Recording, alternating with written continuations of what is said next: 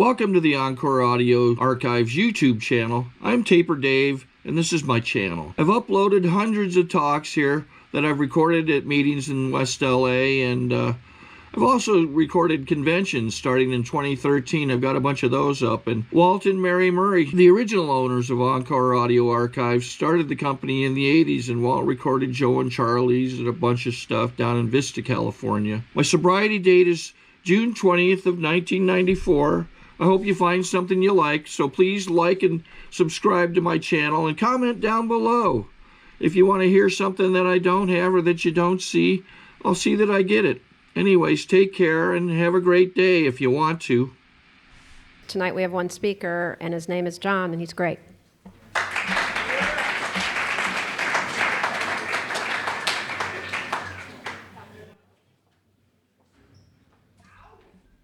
I'm John, I'm an alcoholic. I have my birthday money here that I didn't put in the can. What do I give that? I'll leave it right here. I felt bad about that. I didn't want to stiff the basket. I want to first thank Jerry for asking me to come down here, and Peter for putting me up to it. And again, thank my Tuesday night guys, a lot of them who showed up to hear me talk about my experience with AA. You know, I don't speak at AA meetings. I love AA. I don't like to speak at AA meetings because, you know, my experience with AA is a very, profound and personal thing. And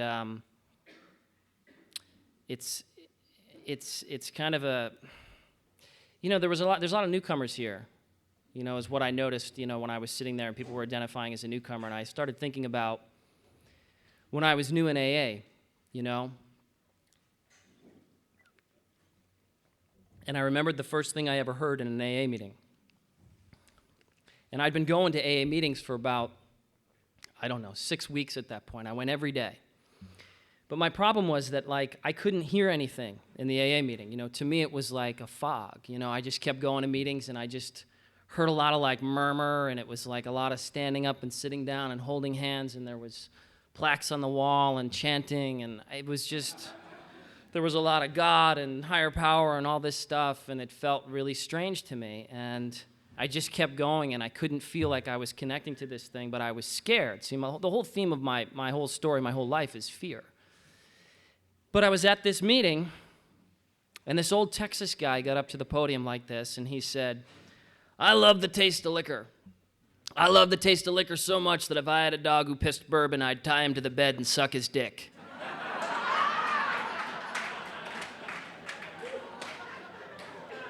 Now, that's the first thing I heard ever in an AA meeting. And I'd been going to AA for weeks, but I heard that loud and clear. And my first thought was, where do you get one of those dogs? You know? Because I was like, this guy, I related to this guy. It's the first thing I related to. And I thought, why is this guy here? You know? And I laughed, man, and that meeting, that night, everybody laughed, you know? And I had that experience of wait a second, there's something going on. And, you know, my fears started to subside a little bit. I was terrified of AA. You know, I really was. I mean, I went to these AA meetings. It was scary and strange, and that's why, again, it's just on my mind, because when I sat down and people identified as newcomers, I thought, man, I know exactly how they felt. You know, and for me to be here, and it's over 12 years later, it's this miraculous thing, you know, because the same fear, see, I'm one of those people who believes that alcoholism is this disease, you know, and that I had this disease when I was born. You know, as much as I'd like to blame both of my parents' alcoholism, I can't. I really feel like, you know, when I drank for the first time, now look, I'm from New York, I'm Irish. That should be enough, you know what I mean? I don't really want to qualify all night. I just want to say that, you know, some stereotypes are true, you know, and the Irish, they, you know, especially Irish New Yorkers. My father was a New York City cop. Is that enough yet? And my parents met in an Irish ghetto, you know, in Washington Heights. Is that enough? No, but honestly, you know, my thing was that I was a smart kid. I was the youngest of 4 kids, and I knew early on that alcohol was a bad thing. And I was like, I'll never drink, you know, because I watched my dad drink and rage and all that, and I was like, man, I'll never do it. And I spent this life being this really scared kid, but when I went to school, I really wanted everybody to like me. I was that people pleaser already as a little kid. You know, I wanted to be popular, and the thing is that, like, I didn't want you to like me. I wanted you to love me. It's like you had to love me, man. There wasn't enough. And that hasn't gone away, you know? I mean, the reason I'm nervous, I don't like to speak at AA meetings, because it's like, I just, you know, I'm still the same alcoholic, you know? So the time I drank for the first time, I was a late bloomer for an Irish kid. I was probably 15. And that's not funny. I mean, that's real. I was home by myself, and I think I was finally like, you know, I want to see what this is all about. And I poured a milk glass about that big full of vodka. You know, it was probably 8 ounces, 9 ounces, I don't know. And I went into this bathroom that we had that had 2 sinks and a huge mirror. And I stood there staring at this mirror. And the glass was right there, and I just like took a deep breath, and I downed the entire thing. And I just stared at the mirror, like waiting to see what would happen. And I had the experience that I've heard talked about in AA before. This warm, blanketing, comforting feeling came over me, went down my throat, into my stomach. My body temperature rose, a smile came across my face, and I thought, God, this is it, man. This thing that I'd been avoiding for so long is the thing that's going to make it okay. So that, at 15 or 16, set off this odyssey that lasted for about 10 years of trying to get the right combination and quantity of that thing in my body. You know, because I don't know, I'm not like that guy. I didn't love the taste of liquor. You know, I loved how it made me feel, though. I really did. And the same with drugs. I mean, this is an Alcoholics Anonymous meeting, and I'm definitely an alcoholic, but drugs are part of my story. And for me, you know, I was addicted to the way drugs made me feel, because I was the kind of drinker who couldn't go drinking. I couldn't go out drinking unless I drank. I had to drink to go out drinking. I couldn't leave my house, my apartment, or whatever it was unless I was already fucked up. You know, that's who I was. I never felt comfortable. I never felt right. I felt like something was wrong. I had this shame of, like, the alcoholic Tracy was talking about, you know, the dysfunctional families we come from. I don't know. I think I've learned that when you're a young kid and you don't get that kind of love and attention that you need really early on, like as a 2-year-old or younger, you're going to suffer a little bit, you know? And you're looking for something that's going to make that right. And for me, that was alcohol. And I got to say, you know, and I've heard it said around here before, alcohol really works. It really worked for me for a very long time. It got me through lots and lots of things, man. It got me through, like, my sexual experiences, dating, you know, lots of things. It gave me this liquid courage, you know. It was an amazing thing. So I really want to kind of cut to the end of this, because the Drunkalog's not all that interesting. I mean, there's some funny stories, but I really want to talk about the program of AA, because the experience I've had with it is, as I said, it's incredibly profound for me. And that's funny, the 2 Adams who gave me a cake, I drank with both those guys, you know? Where's Adam T? Hey, man. So we're from New York. We went to college together. We met because I was selling him cocaine. And I was wearing a Coca-Cola hat. Remember that? And he was like, they all called me the captain. They're like, that's the captain, man. He's the guy with the cocaine. Which is really funny, because if you knew me really, as I said, I'm this terrified guy. So to come off as like, whoa, man, that's the drug dealer. It's ridiculous, really. But I'm going to tell you a very, very sad, short story about fear and alcoholism at the end of my run with the whole thing. Because I didn't want to do drugs either. I learned early on drugs are a bad thing. That's not hard to figure out, but I would drink and then take drugs. So we went on a trip to Vegas, Adam and I and my girlfriend at the time, who I think I was living with. And we went to Vegas. There was about 6 or 7 of us, and Adam decided, or maybe I helped him decide, to get some ecstasy before we went. And this is now like 1991 or something, or 92, around that time. So raves hadn't really started yet, just on the cusp of it. So we went and bought this ecstasy off this woman at, like, the corner of La Brea and Santa Monica, which was a little less posh than it is now, in like a Carl's Jr. parking lot, you know. Should have known. So we go to Vegas, and it's the Super Bowl, and We stay at the Excalibur, which is a great idea because there's all of these huge, hulking, bizarre statues of, like, you know, knights and, you know, this swords and all this nonsense. And so we go up to the room and, you know, oh, here's another thing, you know, the 20 questions. If you're questioning if you're an alcoholic, you know, there's a great piece of literature, the 20 questions. It talks about ask you questions, that kind of thing. And I was thinking the other day, because it's Christmas time, you know, and what people used to get me as gifts. I got a flask. I got more than one flask every year for about 7 years. So I feel like there should be a question on there that says, like, do you own a flask and is it initialed to you? Because if you do, that's it. That's the only question, you know what I mean? I had like 12 flasks. This one's silver, had my initials on it. This one now, it's like every year. It's like, I get you the perfect gift. Because I really was a guy who carried a flask. I always had a flask of liquor on me. To go out drinking, I brought a flask just in case. Really.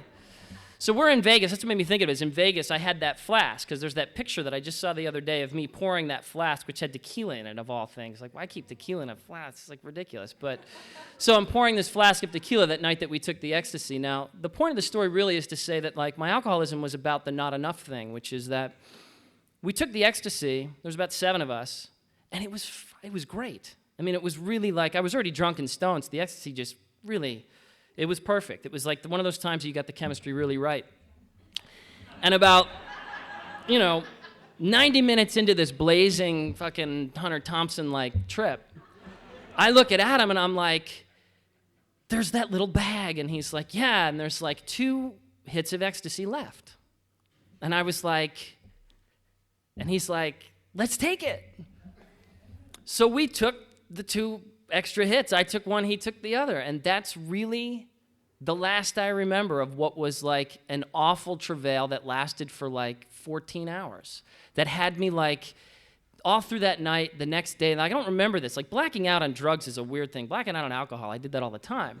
But blacking out on drugs and being like in the casino of the Excalibur, which was even weirder, blazing on drugs because the Redskins were in the Super Bowl.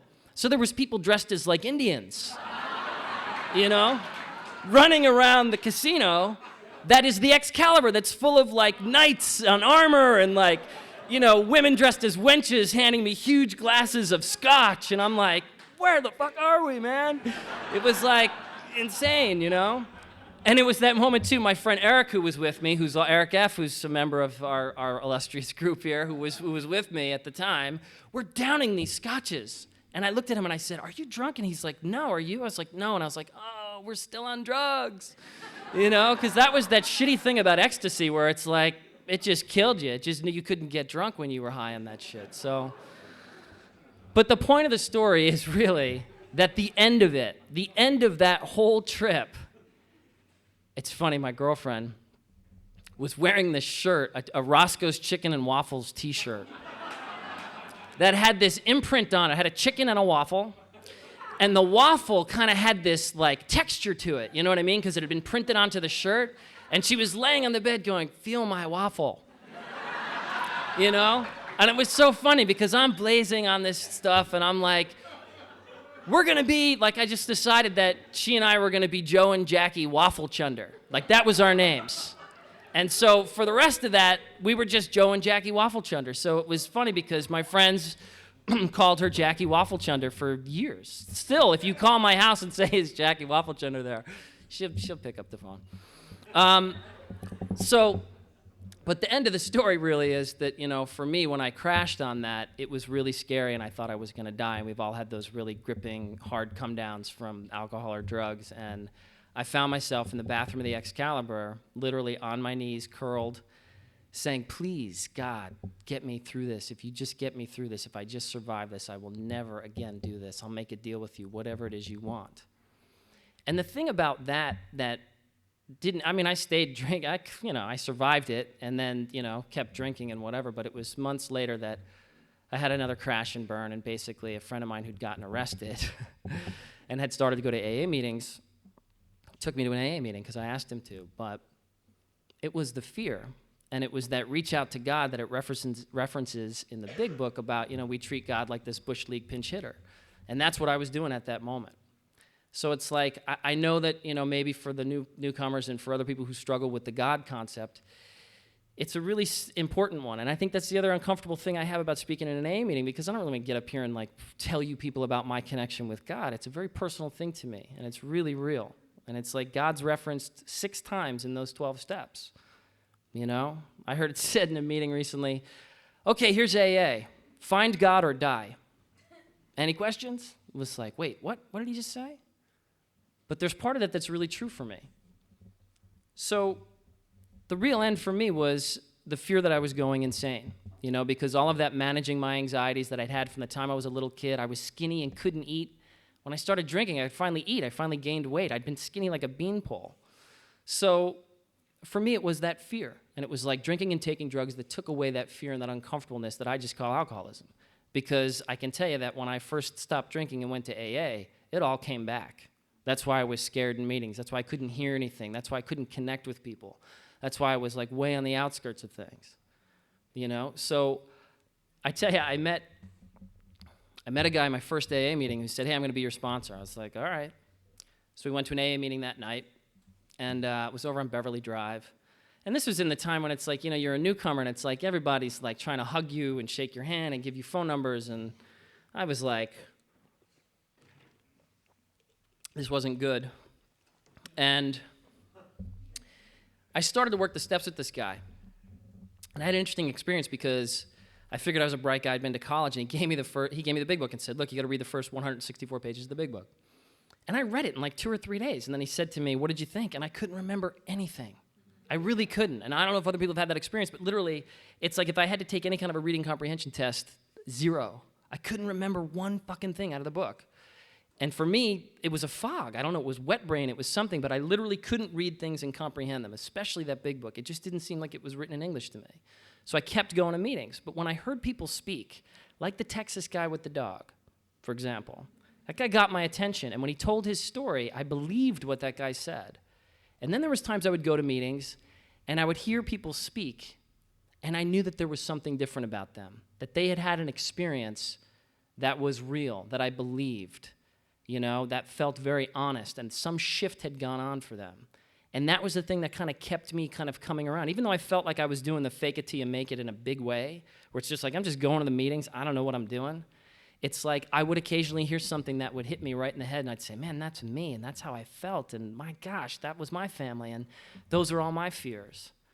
You know, so when I heard those things, it's a thing that kind of like kept me hanging around. So I just figured, well, I'm going to blast through these steps, and that's going to happen for me. So I charged through, did this 4th step, wrote like some ridiculously long 4th step at about 3 or 4 months sober, and I read it to this guy on the beach, and we set it on fire, and I went home, and I was like, well, that was that. And then I kind of don't even know what I did with like, you know, 6, 7, and 8, and like got to the 9th step, and there was my mom on the top of the 9th step, you know? So I called my mom, who at the time was sober probably 30 years, and I launched into this whole like, hey, you know, I'm in AA now, and, you know, so I could have been a better son, and, but this is really what you did wrong. And my mom said to me something along the lines of like, hey, you know what? Don't call me. And like hung up the phone. And that was the end of my 9th step. Started and stopped right there. So I went through this period then of about 9 months to about a year and a half where I just kind of floated around AA. I still went to AA meetings almost every day.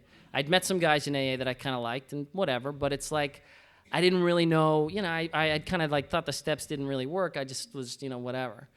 Then someone asked me to go to Chinatown one night, and it was when it was downtown in Chinatown. And this guy spoke, and man, he told my story, and it really moved me. It really, really moved me. And so, of course, I didn't go up and talk to him after the meeting. But you know what? It really stuck with me. And a couple weeks later, I found the secretary, and I said, look, you got to give me that guy's number. So he gave me the guy's number, and I called the guy that night. I was actually at a nightclub when I called the guy.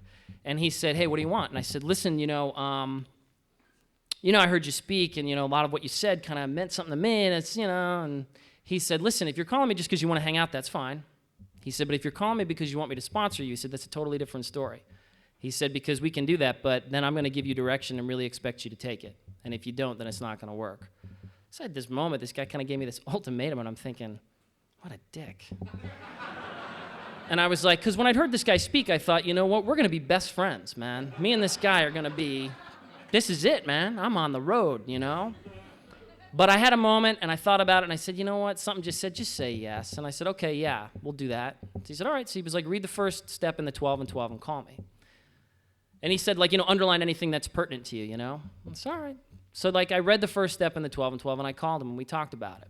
And then he said, all right, read the second step. So I read the second step, and we talked about it. And I underlined things as we went along. Third step, same thing. We get to the fourth step, and he says to me, okay, here's the deal about the fourth step. The fourth step is 3 separate inventories inside this one inventory. He said, and they're in this order in the big book for a reason. And he was a big Bible-thumping big book guy, in that he's like, look, things are in the book, they're in an order for a reason. And he was like, so here's the inventory. It goes resentment, fear, sexual inventory. He said, you're going to write that inventory down. He's like, so here you go on the resentments. He's like, start with your family like it says in the book. You put your mom, your dad, your sisters, your brother, your aunt, your uncles, your boss. You write that column down. He's like, it's just like you open the refrigerator. Just tell me what's in there. Ketchup, 2 potatoes. There's a half a glass of milk. He's like, I don't want to know how you feel about the milk. Just write that there's milk in there. Write it down like an inventory. Really, just tell me what's in it. Then once you're done writing the column down, go to the next thing and say, what's the cause, like it says in the big book, but write them down. And I realized it was so different than the first time I did it, because the first time I did it, I wrote across. And I would stop for days and weeks and months on, like, my dad. It's like, and that was such a big eye-opener for me when he told me to do the inventory that way. It kind of took all of this grind out of it. I just kind of wrote it down. It kind of disconnected my brain in a way that I wasn't emotionally connected to it like I had been before. So I did that. I wrote the columns down. And then when the fear inventory came, I did it the same way, down, down, down, all the way to my part. And I did that for the sexual inventory too. And he said to me, interesting thing, he said, I don't care about, Mary Jane Rottencrotch from the 6th grade that you don't give a shit about. He's like, I need to know the 6 things that are in your closet that you'll never tell anybody. The things that you're most shamed of, the things that you would never tell anybody. He's like, the secrets. He said, that's what you need to put on this inventory. He said, you can write whatever you want, and you can read it, and we can talk about it. He's like, but if you don't put that shit on there, he's like, then forget it. This was a very short inventory. Really, because I knew the other one that I'd written was really long and trying to be impressive, but there was nothing really on there. There was those things that really were painful. See, now at this point, like I said, I'm about 2 years sober, so I'd been hanging around these rooms for about 2 years, and my head had kind of cleared, and it all kind of made a little bit of sense to me. So I was going to do the 5th step with this guy, driving to his house, and my stomach got really sick, And I had that feeling like I did when I was a kid, where I felt like I couldn't eat and I was anxious, and I thought, this is a bad idea, I shouldn't go there, and had a moment, pulled over and said, no, fuck it, just go. And I went up there, and I read this inventory to this guy, and I have to tell you that, it's funny that Mickey B just came up to me right before, because whenever I tell this piece of this experience I had, his voice is in my head, which is that when one alcoholic talks to another alcoholic for the purpose of recovery, God enters the equation. And that's the experience I had with this guy, because I didn't want to read this guy. Oh, here's the other thing, too. This guy was kind of an asshole. Honestly. I mean, I'm just telling you like it is. Like I said, we were going to be simpatico, like run. It was going to be great. We were never great friends. We really weren't. And it was even better that he wasn't, because it was just business, man. It was the business of AA. But when I went up there to read this inventory to this guy, it was an amazing experience, because I read exactly what I'd written on that page. And that guy would smile, and he would relay back to me a story of something that exactly was what I had done in a different twist. And it was like this exchange of, like, shame. And we kind of, like, it was this crazy thing. It was one of the first bell ringers that I had in AA where I was like, wow, there's something serious at work here. Because I left there feeling different. I definitely felt different. So I then said, I'll get to the amends part of this thing, and then I do want to talk about the principles of the steps too. I have a couple of minutes. So I get to the amends part of this thing, right? With this guy, same hardcore sponsor, right? And he says to me, don't burn your inventory. He said, you're going to take, you're going to, find your amends on this inventory. So I, copied this list down and everything else, and step 8's really crucial, which is the one that I skipped the first time when I called my mom and gave her all that bullshit. Step 8 says, we're entirely ready. I was not entirely ready, obviously, to call my mom and take responsibility for my part in what was wrong in our relationship, right? Even if my mom's part was this big and my part was this big, the justifiable anger thing, which we talk about in the big book, the dubious luxury of the normal man, which I'm not. This side, let's just say for argument's sake, this part was my problem. This was the wrong part for me, and this was the wrong part for her. I can't worry about this. I got nothing to do with this. I have to worry about this. And that was the thing I didn't get first time around, because I wanted to talk about this. I have to talk about this, right? So that was, I know that's simple, and you guys get it, and probably always did. I never got that. So I got that this time around. And talking to this guy, and he said to me, all right, you got to make these amends. So we get to this financial amends. I was in a tremendous amount of debt when I got sober. Like, I don't know, $30,000 or something. And a lot of it was personal debt. My sisters, an ex-girlfriend, a friend of mine who had lent me a bunch of money, and I'd stolen money from this bar that I worked at, from this hotel where I worked as a bartender. And so he said to me, all right, well, you got to make that amends. And I was like, yeah, well, how's that going to work? And he's like, well, what do you think? You owe all this money and you're going to wait until you get $1 million and then just pay all these people back? And I was thinking, that's a good plan. That's going to work perfect. Let's get that one going. And he said, no, how much money do you have in the bank? And I said, about $80. And he said, all right, how much do you owe the hotel? I said, $300. And he said, okay, well, you're going to take $20 and you're going to go down to the hotel and you're going to tell them what happened and you're going to say you want to pay the money back, but you don't have all of it, and you're going to give them $20. And I said, that's not good. And he said, no, what you have to do is put that amends in motion and leave it up to God to come up with the money. See, now this is where the rest of the thing comes into it. It's like, the principles of AA, one of the principles is faith. It's like step 3, we talk about faith. It's like, I've either turned my will and my life over to the care of God as I understand him or not. And this was that moment. It's like, do I have faith that, God's will in my life is to go make this amends? No, is the answer. So then I had this little standoff with the sponsor where I was trying to call him to talk about other shit, problems with my girlfriend and whatever else. He finally said to me, you know what? Don't call me until you go to the hotel. So it became this real standoff. This guy, such an asshole. So I finally think, you know what? Fuck him. I'm going to go. So I go down there because he said to me, what are you scared of? And I said, I'll tell you what I'm scared of. I'm scared I'm going to walk in there, they're going to think I'm totally crazy. It was 3 years ago or 4 years ago. That's the first thing. Second thing is, what if they arrest me? I'm going in there to admit a crime that I stole from them. And he said, you don't have any faith. He said, well, just, don't call me till you do this. So I go down there and I see my old boss is still working there. He's been working there for over 20 years at this point. And he's a guy from Thailand who's about 4 feet, 3 inches tall. No joke. And his name is Vince. And he has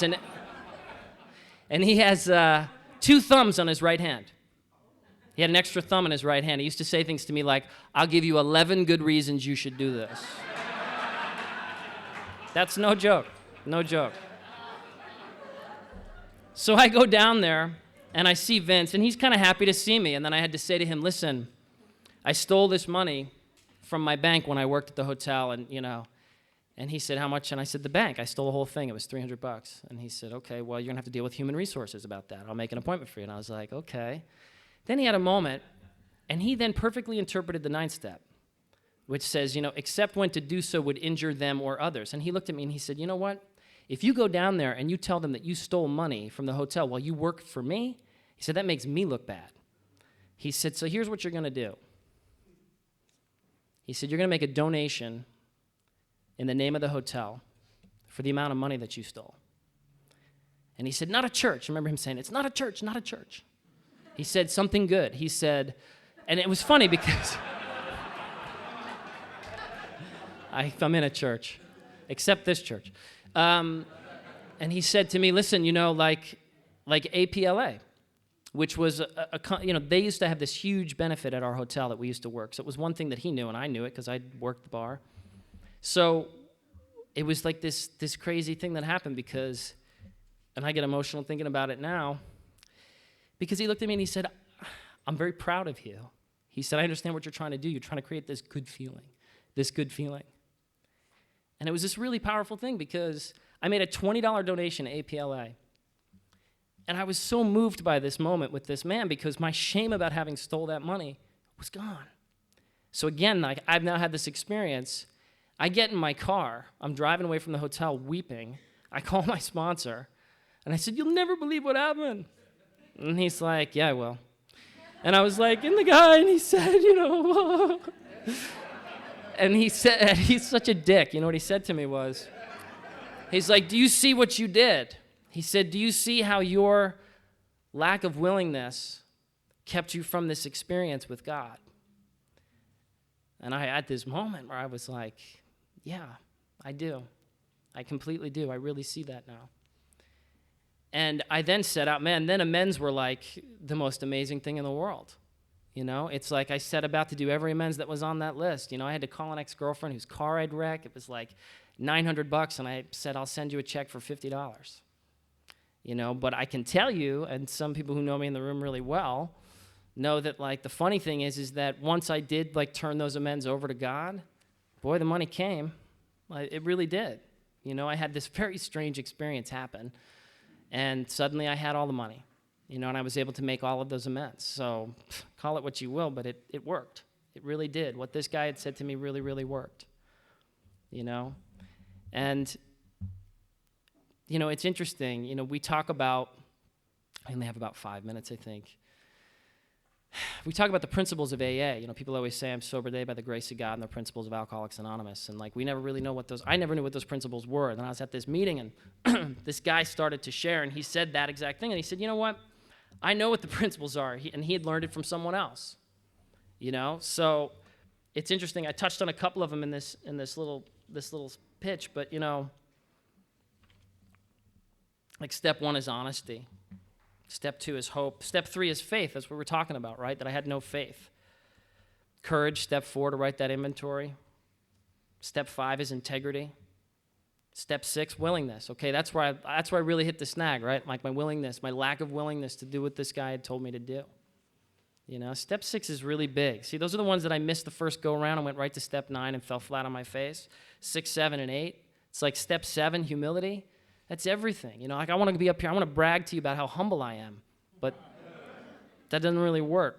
You know, like I can't really do that. It's like humble action.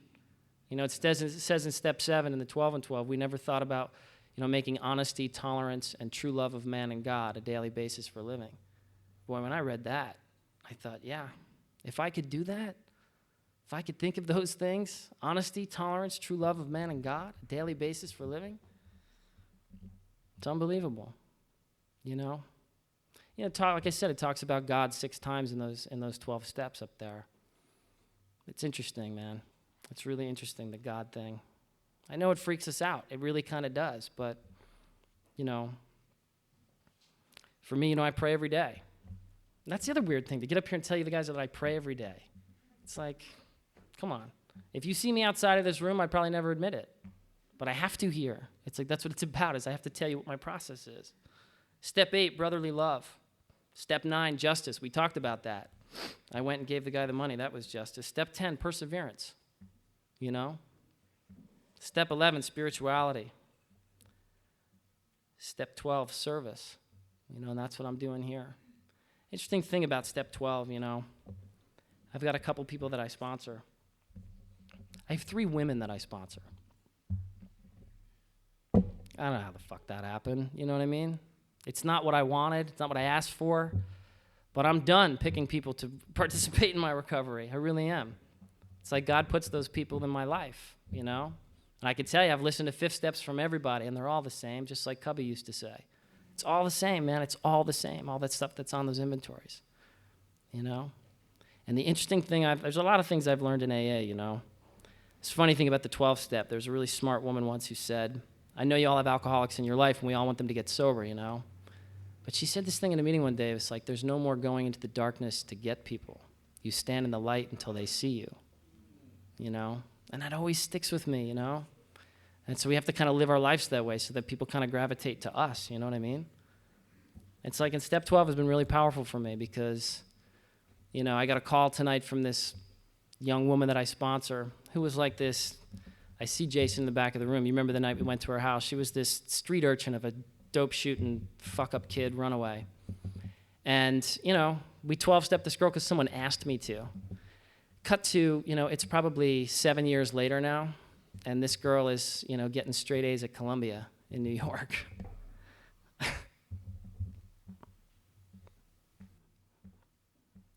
And the fact that I got to participate in that in some small way is really powerful. And the last thing I'll say is that, you know, I always fuck this up because I always want to try to weave in the fact that, you know, Jackie Wafflechunder, you know, I used to ride Jackie Wafflechunder's bike to meetings after my car broke down when I was about 6 or 7 months sober. But I married Jackie Wafflechunder. So that bike's half mine.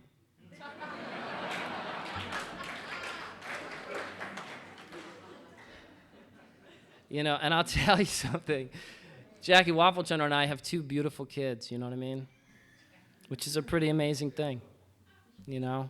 2 little boys, you know? Which was really fun because before she came to the meeting, I dragged her to the meeting with me. We were putting the boys to bed before we came to the meeting, you know, the bath, the whole crazy thing, you know? Reading books, Ferdinand the Bull, you know? So, I don't know. I guess, you know, to close, I'm trying to tell you what I've really learned in AA, you know? And I've gone through so many things, man, and I've heard so many smart things said in AA. You know, I remember early on in AA, a guy was sharing about his son who was sick with cancer, who was dying, who was like 5 or 6 years old. And this guy said, you know, what I needed to realize was that as much as I'm in pain and I'm suffering, it's not about me, it's about my son. He's like, and when my son ultimately dies and passes, it can then be about my grief. And I thought, my God, that's an amazing thing. Well, I got to use that experience. You know, my best friend got sick. And I was so scared. I was like, oh, fuck it. Same guy who went to Vegas and took ecstasy with me, actually. And he got sick. And for me, I didn't want to be there. But I just had to kind of like ask God. And it was like, it's not about you, man. It's not about my fear about his sickness. It's about the fact that he's sick. And what can I do? You know, that's the service thing. So I don't know. I can tell you this. What I've found in AA is that the most important thing in life, honestly, is love. And coming from me, that's a crazy thing to say. But it really is. You know? Love what you do. Love who you're with. Nothing else matters, honestly. It really doesn't. You know? And I've had that experience in AA that I was talking about. I've had the experience of, I did the work, and my life changed. My life completely changed. I'm so grateful to AA. I'm so grateful that there's this meeting here. And I just want to thank you all for having me here tonight. Thank you.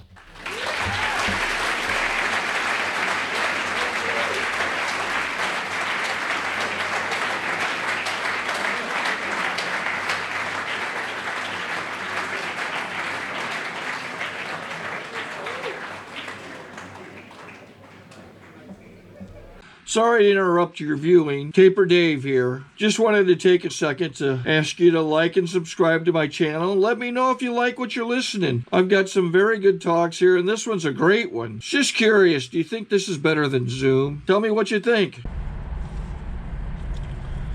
Okay, this is how I prepare my drone for launching. I like to do it inside the cab of my truck so I'm not standing outside in the weather. To install the joysticks for control, up and down, right and left, powered on. I have an Android phone that I use to connect it to the drone with. And it's actually controlled through the iPhone, through an app. Oops, wrong way. It's actually controlled through the iPhone, or through this Android phone, through the app. It's actually controlled through the Android phone, through an app, and you connect it through this short connection right here.